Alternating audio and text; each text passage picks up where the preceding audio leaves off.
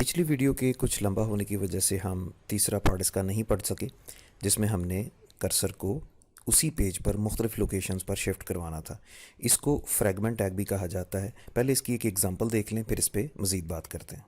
ये एक थीम आपको दिखाने के लिए मैंने नेट से डाउनलोड किया। ये एक फ़ोल्डर है, इसको ज़रा ओपन करें। इसमें ज़रा डायरेक्टरी स्ट्रक्चर थोड़ा सा चेंज किया गया है, वो भी आने वाली कुछ वीडियोस में हम डिस्कस कर लेंगे कि डायरेक्टरी स्ट्रक्चर्स हम ऐसे क्यों बनाते हैं। तो ये ज़रा गौर कीजिएगा, एक सिंगल फाइल है। इसको जैसे ही मैं ओपन करता हूँ तो ये एक टेम्पलेट है जो आपको दिखाने के लिए मैंने डाउनलोड किया। इसमें देखिए, ये मेन्यू में कुछ चीज़ें लिखी हुई हैं और याद रखिएगा कि ये एक सिंगल पेज डॉक्यूमेंट है। आजकल चूँकि रिस्पॉन्सिव वेबसाइट्स का ज़माना चल रहा है, सिंगल पेज डॉक्यूमेंट रखने की बेसिक रीज़न ये है कि जो लोग वेबसाइट को मोबाइल पे एक्सप्लोर करते हैं उनके लिए मुख्तलिफ पेजेस पर स्विच करना मुमकिन नहीं होता। तो उनके लिए फिर वन पेज टेम्पलेट जो है उसका कॉन्सेप्ट जो है वो आजकल ज़्यादा चल रहा है। तो अब ज़रा गौर कीजिएगा कि ये मेन्यू तो वैसे ही बनी है जिस तरह हमने वो 1 2 3 4 5 6 की या गैलरी के लिए बनाई थी। लेकिन जब आप ये कॉन्टैक्ट लिखा हुआ है, जब आप इस पर कॉन्टैक्ट पे क्लिक करते हैं तो ज़रा गौर कीजिएगा, यही डॉक्यूमेंट जो है ये स्क्रॉल होके कॉन्टैक्ट वाले पोर्शन पे चली जाएगी और ये एक आप एरो बना हुआ है, जब आप इस पर क्लिक करेंगे तो ये डॉक्यूमेंट वापस जाएगी। सो ऑन गैलरी, जैसे ही मैं गैलरी पे क्लिक करता हूँ, असूलन होना ये चाहिए कि ये गैलरी किसी डिफरेंट पेज पे है, लेकिन यहाँ पे इस केस में ऐसा नहीं है। गैलरी पे क्लिक करें तो इसी पेज को स्क्रॉल करते हुए आप एक ऐसे पोर्शन पे जाते हैं जिसको उसने गैलरी डिक्लेयर किया हुआ है। सो ऑन सर्विसेज, सर्विसेज भी उसी पेज का एक हिस्सा है और अबाउट ये भी उसी पेज का एक हिस्सा है। फ़र्क ये है कि हमें इस पेज को स्क्रॉल मैनुअली नहीं करना पड़ता, बल्कि मेन्यू पे जैसे ही हम क्लिक करते हैं ये स्क्रॉल करते हुए वहाँ चला जाता है। This is just because of fragment tag, जिसको आज हमने डिस्कस करना है कि फ्रैगमेंट टैग क्या करता है। आए पहले इसके लिए थोड़ी सी ग्राउंड सेट कर लें। अब वही पर मेरा पुराना डॉक्यूमेंट, इसका टाइटल मैंने चेंज कर दिया फ्रैगमेंट टैग। अब फ़र्ज़ करें कि इसमें मैंने एक टाइटल दिया है जिसमें मैंने लिखा है इंट्रोडक्शन टू कंप्यूटर। ये देखिएगा, अब इसमें अज्यूम दैट मैंने एक पैराग्राफ लिखा है और इस पैराग्राफ में मैंने कंप्यूटर के मुताल्लिक़ को थोड़ा सा इंट्रोडक्शन डालने की कोशिश की है। और टाइम की सेविंग के लिए मैं इसको एज़ यूजुअल थोड़ा कॉपी पेस्ट कर लेता हूँ। अब ये फ़र्ज़ करें कि मेरा पहला फर्स्ट पैराग्राफ है और मैंने इसको क्लोज़ कर लिया। सेव करें और इस पे जाके रिफ़्रेश करें तो ये देखें, ये आपका फर्स्ट पैराग्राफ आ गया। चलें एक काम और कर लें कि इसी पैराग्राफ को 2 से 3 जगह पे कॉपी पेस्ट कर लेते हैं, 1 2 3 और 4। ये लें जी। अब इस डॉक्यूमेंट की ज़रा कंडीशन चेक कर लें, ये आपके पास 3 4 पैराग्राफ हैं। इंट्रोडक्शन के बाद अज्यूम दैट कि मैंने यहाँ पे एक चैप्टर शुरू करना है और इसका नाम H2 के टैग से मैं लिख लेता हूँ। इससे मैं कहता हूँ कि ये मेरा चैप्टर नंबर 1 है। पैराग्राफ के टैग को मैं H2 के टैग को मैं क्लोज़ कर लेता हूँ। अब लिखने से बचने के लिए मैं वही जो पैराग्राफ मैंने उनके ऊपर लिखा था, वही पैराग्राफ मैंने 2 या 3 पैराग्राफ मैंने यहाँ पे पेस्ट कर लिए। अब ज़रा इसकी भी एक दफ़ा व्यू कर लें। ये लें जी, ये आपका चैप्टर नंबर 1 हो गया। इसी तरीके से हो सकता है कि ये डॉक्यूमेंट आपका मल्टीपल चैप्टर्स पे हो। मैं मज़ीद टाइम की सेविंग के लिए उसी चैप्टर 1 को कॉपी करके 2 और 3 टाइम्स जो है वो पेस्ट कर लेता हूँ और इसको मैं चैप्टर 2 कर लेता हूँ और इसी तरीके से मैं इसको दोबारा से एक दफ़ा ज़रा पेस्ट करके चैप्टर नंबर 3 कर लेता हूँ। अब मिशन ये है कि मुझे स्क्रोलिंग ना करना पड़े। तो अब इसका ज़रा रिज़ल्ट चेक करें, F5। तो ये इंट्रोडक्शन टू कंप्यूटर और थोड़ा सा इंट्रोडक्शन है।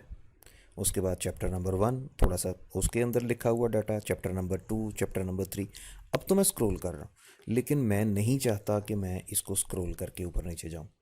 तो ये इंट्रोडक्शन टू कंप्यूटर के ऊपर हम लोग 3 4 लिंक बना लेते हैं।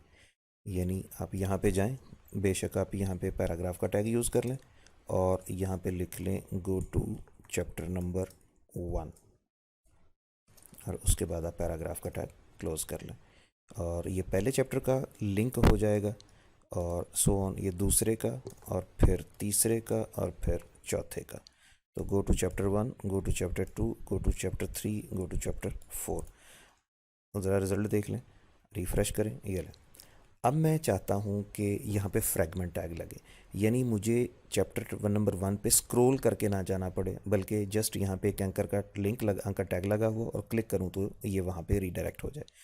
तो फ्रैगमेंट में मैंने आपको बताया कि इसके 2 हिस्से हैं। एंकर टेक्स्ट से पहले एक चीज़ लगानी है उसका कोई सा भी नाम आप रख सकते हैं। तो चलें मैं मैनुअली लिख लेता हूँ कि इससे पहले मैं एंकर का टैग लगाऊंगा और इसके आखिर पे मैं एंकर का टैग क्लोज कर दूंगा। लेकिन पिछले दो टैग्स की तरह हम यहाँ पे एच रेफरेंस तो लिखेंगे, लेकिन यहाँ पे हम लोग ना तो किसी फाइल का नाम लिखेंगे ना वेबसाइट लिखेंगे, बल्कि यहाँ पे हैश टैग लगाएंगे। हैश टैग इंडिकेट करेगा कि आपने सेम डॉक्यूमेंट पे रहना है। याद रखिएगा, जब आप थोड़ा सा किसी प्रोजेक्ट की तरफ बढ़ेंगे तो आपको जगह जगह ये काम किया हुआ मिलेगा, इसलिए आपको जहन में रखना है इसे कि हैश टैग से मुराद ये है कि आप सेम डॉक्यूमेंट में रहेंगे। हाँ, लोकेशन चेंज हो सकती है, नाम आप उसका कोई सा भी रख सकते हैं। अज्यूम दैट मैंने इसका नाम जो है वो हैश टैग 1 रख लिया। अब यही जो लिंक है ये आपको बाकी चीज़ों के साथ भी बना देना चाहिए। सिर्फ एक बात का ख्याल रखिएगा कि इनके नाम चेंज करते रहें। अब इस पैराग्राफ का नाम मैं 2 कर देता हूँ, इसका नाम मैं 3 कर देता हूँ और इसका नाम मैं 4 कर देता हूँ। अब एंकर टैग को क्लोज़ करना मेरी ज़िम्मेदारी है। अगर मैं क्लोज़ नहीं करूँगा तो ये बहुत डेंजरस होगा। ये मैं आपको दिखा भी दूंगा एक दफ़ा कि इसके क्लोज़ ना करने का नुकसान जो है वो क्या हो सकता है। ये लें जी, इसको रिफ़्रेश करें एक दफ़ा। अब देखें, go to chapter number 1, go to chapter number 2, go to chapter number 3, go to chapter number 4। This is because of ये जो आपने टैग्स लगाए हैं, इनकी वजह से ये इस तरीके से बिहेव कर रहा है। अब मैं ये चाहता हूँ कि जब मैं गो टू चैप्टर नंबर 1 पे क्लिक करूँ तो ये मुझे स्विच करके इस एरिया में ले जाए, चैप्टर नंबर 1 पे। तो अब मुझे फ्रैगमेंट टैग का दूसरा हिस्सा यूज़ करना पड़ेगा। उसके लिए आपको क्या करना है, उसके लिए आपको जहाँ पर आप इसको, यानी जब यहाँ पे क्लिक करें तो ये स्विच करे, कहाँ स्विच करे, ये चैप्टर नंबर 1 पे। तो आपको चैप्टर नंबर 1 के जस्ट ऊपर इसको पेस्ट करना है। किसको? Anchor name is equal to 1। यहाँ पे एंकर का टैग लगेगा ज़रूर, लेकिन क्लोज करने की ज़रूरत नहीं है। वहाँ पे आपने एच रेफरेंस लगाया था, ये देखिएगा, एच रेफरेंस और हैश टैग 1, और यहाँ पे आप इसका नाम जो है वो नेम इज इक्वल टू 1 रखेंगे। इसी तरीके से 2 पे क्लिक करने की सूरत में आप ये समझते हैं कि आपका कर्सर यहाँ मूव हो जाना चाहिए, लेकिन ज़ाहिर है कि इस पैराग्राफ का नाम 2 है। 3 पे क्लिक होने की सूरत में आप ये समझते हैं कि इसको तीसरे पैराग्राफ पे चले जाना चाहिए, तो इसके लिए आप 3 रख दें। अब ये देखिएगा कि चैप्टर नंबर 1 जैसे ही आप क्लिक करेंगे तो ये जंप करेगा और ये चैप्टर नंबर 1 पे चला जाएगा। अभी चूंकि हमने जावास्क्रिप्ट शुरू नहीं की, वो जो मैंने आपको टेम्पलेट दिखाया था उसमें जावास्क्रिप्ट है, जिसकी वजह से वो लेज़ी लोड का इफेक्ट लगा हुआ है कि वो थोड़ा सा स्क्रॉल होके या ज़रा थोड़ा सा स्लोली मूव होते हुए जाता है। इसमें चूंकि सॉलिडली सिर्फ HTML पे काम किया जा रहा है, इसलिए इसमें वो इफेक्ट नहीं है। बहरहाल जब आप चैप्टर नंबर 1 पे क्लिक करते हैं तो ये देखें, ये चैप्टर नंबर 1 पे स्विच कर जाता है। इसके बाद इसको जब आप चैप्टर नंबर 2 पे क्लिक करेंगे, ये जंप करके चैप्टर नंबर 2 पे आ जाएगा। सो ऑन, जब आप चैप्टर नंबर 3 पे क्लिक करेंगे तो ये मूव करते हुए चैप्टर नंबर 3 पे चला जाएगा। अब एक और चीज़ भी होनी चाहिए कि अगर ये क्लिक करने से चैप्टर नंबर 2 पे जाता है तो चैप्टर नंबर 2 के साथ भी कोई ऐसा लिंक होना चाहिए जो इसको टॉप पे ले जा सके। तो उसके लिए हम क्या करेंगे, उसके लिए फिर हम जहाँ पे आपने ये चैप्टर्स के हेडिंग्स दी हैं उनके नीचे आप एक लिंक लगाएं। सपोज़ आप चैप्टर नंबर 1 के नीचे एक लिंक लगाना चाहते हैं, तो आप एंकर के साथ लिखें गो टू टॉप। बेशक आप इसको पैराग्राफ के साथ लिख दें, बेशक पैराग्राफ के बगैर भी लिख सकते हैं।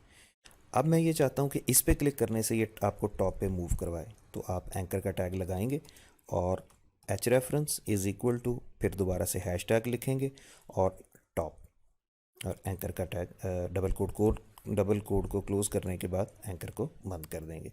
अब यही जो टैग है ये आपका चैप्टर नंबर 2 के नीचे भी डिस्प्ले होना चाहिए और यही आपका चैप्टर नंबर 3 के नीचे भी डिस्प्ले होना चाहिए।